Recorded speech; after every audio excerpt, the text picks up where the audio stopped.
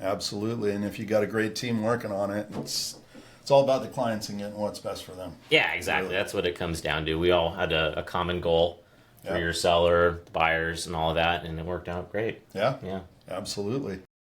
You keep those properties here because when you're moving to Oklahoma and you've never lived there, like that's a big deal. Yeah. You know, what if you don't like it? Right. At least they got a place to come back to, right? That's true, yeah. So, instead of just selling everything and getting out there and being like, oops, I just made a mistake. Exactly. You know? Exactly. Or being out there for a couple of years and not liking it. Yeah. And then you spend all your money.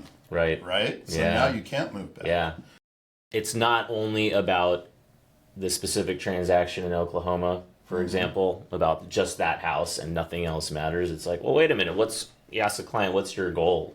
Right. Like, okay, yeah, you want to move to Oklahoma, but what do you want to do with these other properties? Let's see what we can do to make it all work so you can hang on to them.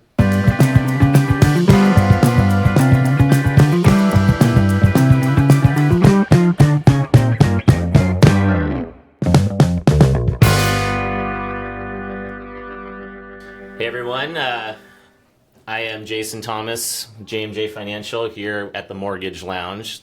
That's what we're calling it these days. That's pretty awesome. I got Ray Ortiz with me. He's a real estate agent with T&G. Yep. Thanks for joining us, Ray. Yeah, thanks for having me, Jason. Yeah. Ray and I worked on a transaction that definitely had some of its challenges, and I was very impressed. He was on the listing agent side. Obviously, I was representing the buyer and doing their loan, and I was just really, really impressed with how Ray handled all of the different challenges that we had to navigate with that. Yeah, there were quite a few challenges, and Jason did an awesome job himself, and that's why I'm here. Yeah, thanks, Ray. We kept in touch after that. He saw a few things that the underwriters didn't necessarily catch, and was able to come up with solutions, and I truly appreciate that. That's right. And there was that title thing, and it was pretty funny that I put on my title hat and looked at the prelim, and I was like, wait a minute, I think they're looking at the wrong the wrong lien here. Yeah. That isn't even applicable. Yeah. And it's like I of all people, the loan officer caught it and called it the title company, and they're like, oh yeah, let me look into this. Yep. I mean, it shouldn't be that way, but sometimes it takes an extra set of eyes, I guess. Absolutely. Absolutely. And if you got a great team working on it, it's all about the clients and getting what's best for them. Yeah, exactly. That's what it comes down to. We all had a common goal for your seller, buyers, and all of that, and it worked out great. Yeah. Absolutely. Absolutely. Yeah. So you were asking some stuff about kind of like what we shine on. I would say not super specific, but it's more we're not so strict in regards to like, nope, this is what the guideline says. It's a hard no. Gotcha. or yes, we can do this. It's, hey, let's get the whole picture. Let's see if we can work with something and maybe piece it together still instead of just, nope, can't do it. Gotcha. We have a unbelievable resource in underwriting with our lead underwriter, Tony Kuda, who he knows guidelines backwards and forwards, and he also knows how to work within those guidelines, because they are guidelines. They're not just hard set. Nope, this is a guideline. Let's look at this. Let's look at the whole picture and see if we can come up with something to still make it work. Yeah. And I've been able to do that quite a few times. I've been at a few different companies in my mortgage career, and this by far has been the best setup and situation when it comes to underwriting and figuring things out and getting things done. When I first got here, some of them was like, wait, we can do that? That never would have flown, at the previous place. So it's all about communication and, trying to figure it out and see if we can piece it together. Gotcha. Yeah. Now, are you guys just a portfolio lender, or do you broker stuff out as well? We can broker too. We try to obviously keep it in-house if we can. But yes, we have a number of options for brokering it out for those crazy, niche things that special situations going on or whatnot, which ultimately it may end up being more of like a Band-Aid loan for a client, but it's better than not getting the house or getting the financing done. Right. Yeah. Right. Yeah. Yeah, and I've used quite a few of those for my clients. Yeah. We were talking about that one deal in Lakewood Village that I had, where my clients met with two other real estate agents They told him you have to sell your investment property before you purchase your home over in Oklahoma. And then we'll sell your house in Lakewood Village. And I'm like, whoa, wait a minute. Why don't we go ahead, get a short-term loan on your investment property since it was paid for outright, buy your place in Oklahoma, then I'll manage the project of fixing up your Lakewood Village house, and then we'll sell it. Yeah. We set a record on that one, and they were able to pay off their investment property, keep those properties here, because when you're moving to Oklahoma and you've never lived there, like, that's a big deal. Yeah. You know, what if you don't like it? Right. At least they got a place to come back to, right? That's true. Yeah. So, Instead of just selling everything and getting out there and being like, "Oops, I just made a mistake." Exactly. You know? Exactly. Or being out there for a couple Yeah. of years and not Yeah. liking it. Yeah. And then you spend all your money. Right. Right? So Yeah. now you can't move back. Yeah. That's a big Yeah. problem for some people. But coming up with some solutions like that, out of the box solutions, is kind of what I like doing. And that's why I like working with guys like you. Yeah, I mean, I like that way of thinking too, because it's not only about the specific transaction in Oklahoma, for example, about just that house and nothing else matters. It's like, well, wait a minute. You ask the client, what's your goal? Right. Like, okay, yeah, you want to move to Oklahoma, but what do you want to do with these other properties? Let's see what we can do to make it all work so you can hang on to them. Same thing like what I do with the financing. I'll ask clients, how long do you want to be in this loan? I mean, I know nobody has a crystal ball and they don't know for sure, but if you have a client that's buying a property and they're like, hey, I'm only going to be here for a year or two, let's say, and this guy's quoting me a half a point better in rate, but he's charging me $10,000 in points. Right. But you're going to be there short term. Yeah. Why would you pay all that money in points for a half a point better in rate, save a couple $100 a month? Yeah. You're not going to recoup your investment. Correct. So I'll look at that kind of stuff too, Right. and let them know, like, hey, yeah, you can do that and get the better rate. But if this is what you're planning on doing, that's not really the best situation for you. Right. Sometimes the interest rate isn't the only thing that matters. That's correct. Right, and it's looking at the client's entire, scenario, and making sure that you're putting them in a situation that's going to make sense for them, financially, and also just everything else For their that ultimate real estate goals. all for their real estate goals, exactly. Yeah. Yeah, that's good. That's Yeah. how I like to look at it too. Yeah. And I have people tell me all the time, I qualify for this. I'm like, well, let's talk about what you like doing outside of the house. Yeah. Like, do you like to travel? I had a client that purchased a place in La Habra, and they like to travel 8 times a year. They like to go on vacation. I'm like, okay, what happens if you do buy this $1.2 million house? Can you travel 8 times a year? They're all like, no, it's going to be too tight. Mm-hmm. So I'm like, let's buy a house for $875. I'll find you something that'll work, and you can still travel and still do whatever you want. And they're like, well, if you can find the right house, I found it and got them in there, and they were totally stoked on it. Yeah. That way they can continue their lifestyle outside of the house. Right. Because it sucks to be married to the house. And I mean, if you're putting everything into the house, it's like, okay, well, are you just going to be in the house all the time entertaining yourself? Because you can't do anything else, right? You better be. I had a similar situation last year where clients purchased with a reverse mortgage, right? And they qualified conventionally as well. Right. They were the husband was an attorney, I believe, and he was going to be retiring in the next 12 months. And they literally told me the same thing. They said, Jason, we like to travel. We're probably going to be spending north of $50,000 a year in traveling because we're essentially retired. Right. We would like the flexibility of the reverse mortgage because we don't have to make a payment. Right. We'll probably still make some sort of a partial payment. Right. But we're not tied down to this $5,000 or $6,000 mortgage that we have to pay every single month. That's going to prevent us from traveling. Correct. So we want the reverse mortgage, and they were putting a ton of money down with the reverse. It was like 75%. Oh yeah. So their equity position is great. I'm like, yep, if that makes sense for you guys, then absolutely, let's do it. You don't have to, be tied down to this mortgage, and and that was something that was really important to them. Yeah. Whereas somebody else, maybe that doesn't make sense for them. Correct. But it's looking at all the different options and absolutely, and aligning it with what their goals are. Yeah. Yeah. Yeah, we're on the same page with that. That's for sure. Yeah. Yeah. So I know one thing that you wanted to talk about today that I think is a much more relevant topic this year than maybe it was in the last couple years. Yeah. Are move-up buyers. Yes. Yeah. So yeah, let's chat a little bit about that. Yeah. So I've had some recent clients that I've helped move up. One of them was able to purchase a home outright before we sold their house. And that works out just great. Like when they qualify, when they have enough money to go ahead and qualify. It's just like a standard transaction.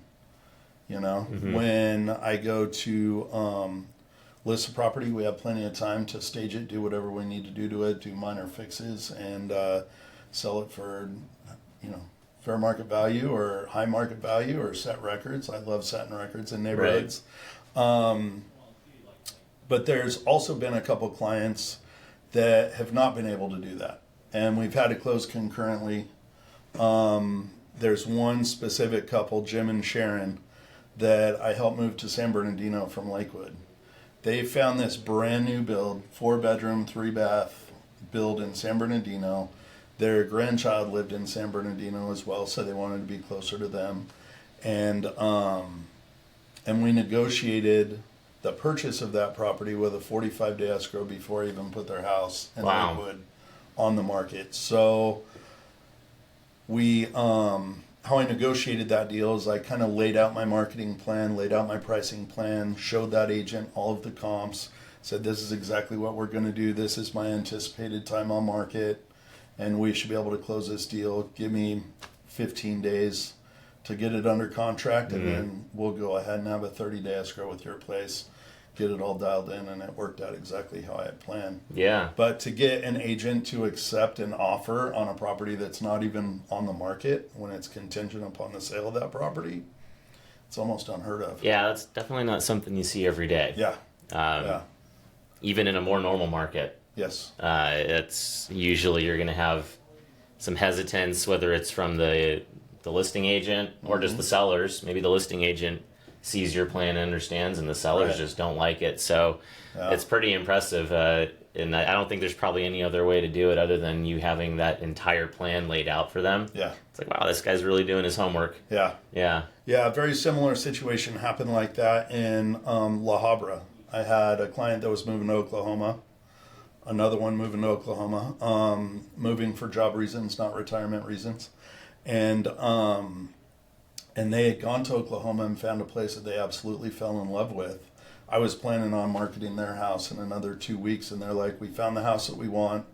We have the agent picked out, and they want to know when our house is going to be sold. I'm like, well, we don't even have pictures of it. It's not on the MLS. There's nothing going on. I'm scrambling, and I had to put together the listing plan on that, talk to their current agent that was their buyer's agent, and then talk to the listing agent of the other property in Oklahoma. And we got that dialed in within 55 days of, and we closed concurrently on that property. Wow. So out of state, closing concurrently, escrows, title, everybody's got to be on the same page in order to do that, and you got to have the right team to do it. And we just happen to have that team.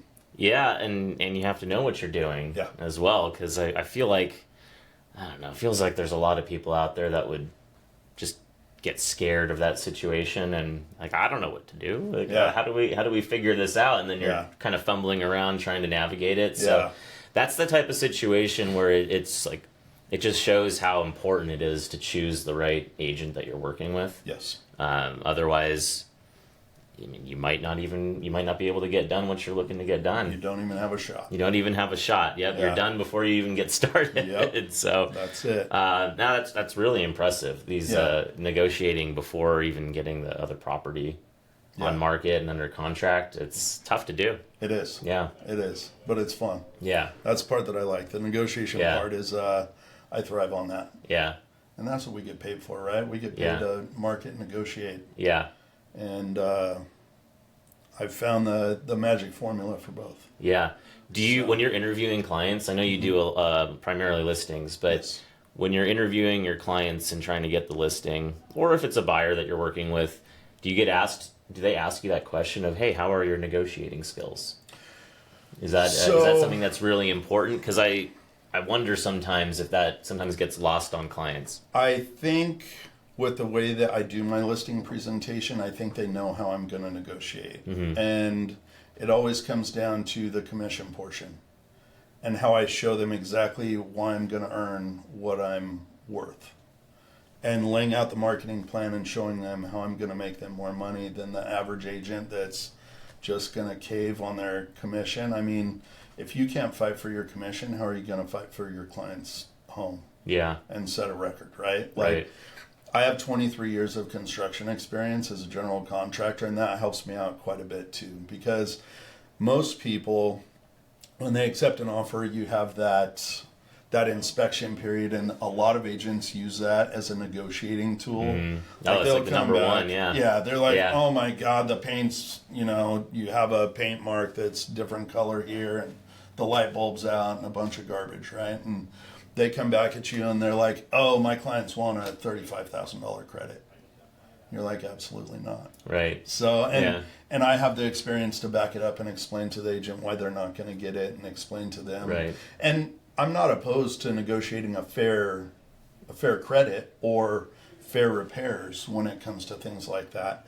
But my clients, when I'm listing their house, I point out all the stuff that's probably going to be called out on a physical inspection, so they're prepared. So they have one of two options. They can either fix it before we go on the market, or they can just expect to give some credits towards the end of the negotiating period, right? Yeah. So, I mean, I give them their option, because some people have money to put into their house, and some people need to move on with the equity of their home. So it all depends on a certain situation. Yeah. In fact, I think the one that we worked on, actually, I think that one they negotiated a reduced sales price, if I remember correctly, right? I know that house definitely needed a little bit of work. A lot of work. A lot of work. Yeah. Yeah. But, in that situation, actually, I don't think, you know what? I was doing a temporary buy down loan for the buyers. You did.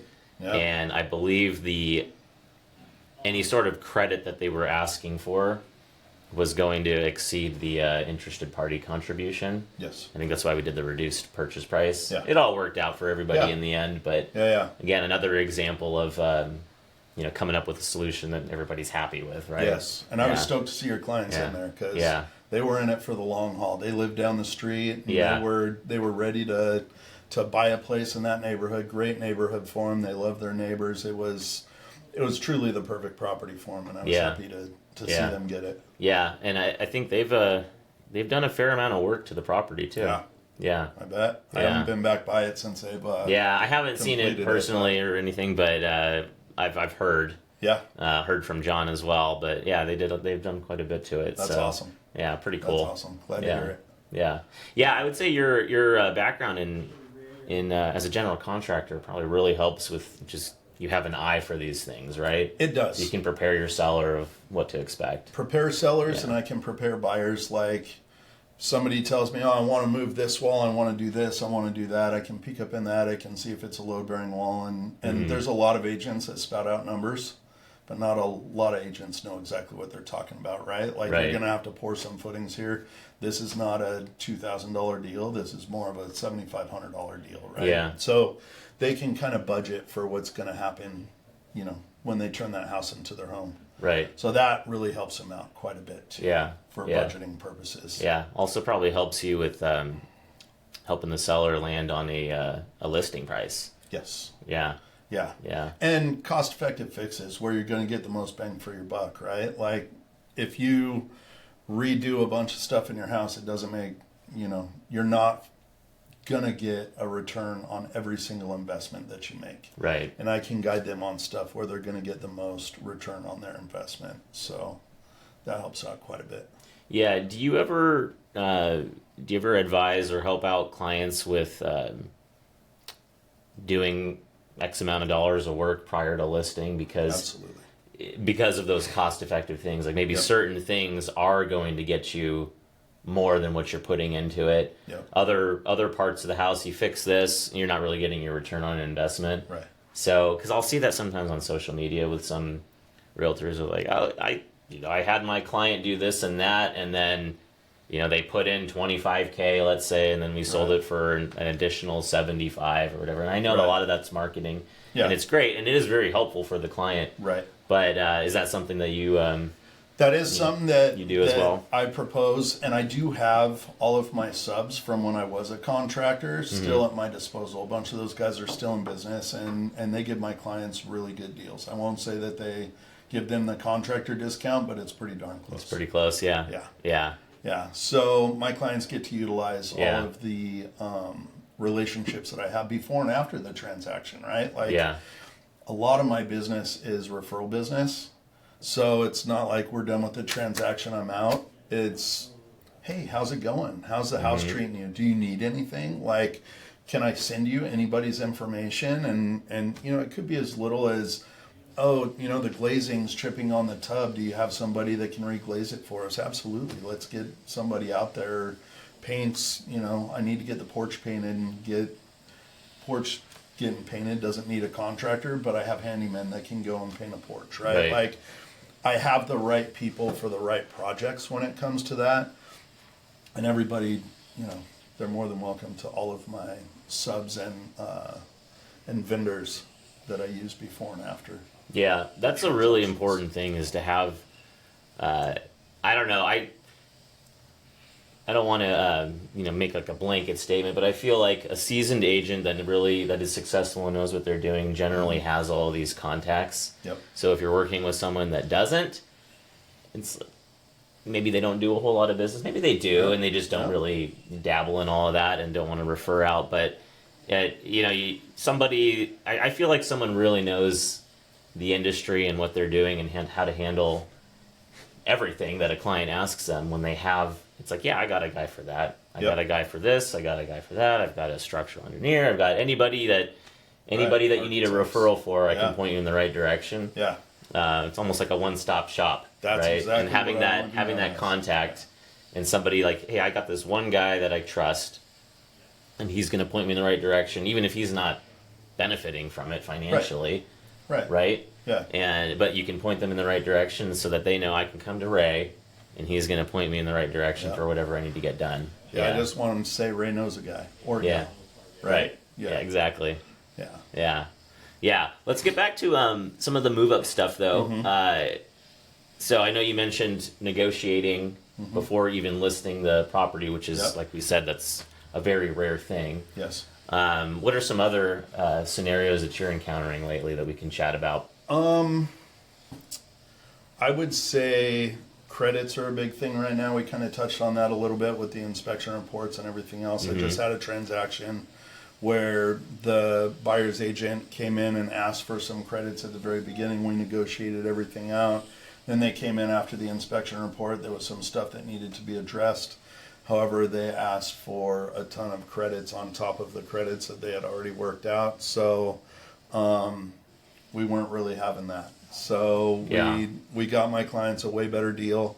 But that's been kind of the norm now, where using the inspection period as a second negotiating tool. And I see that on my trends end that too. I'm seeing. Yeah. Yep.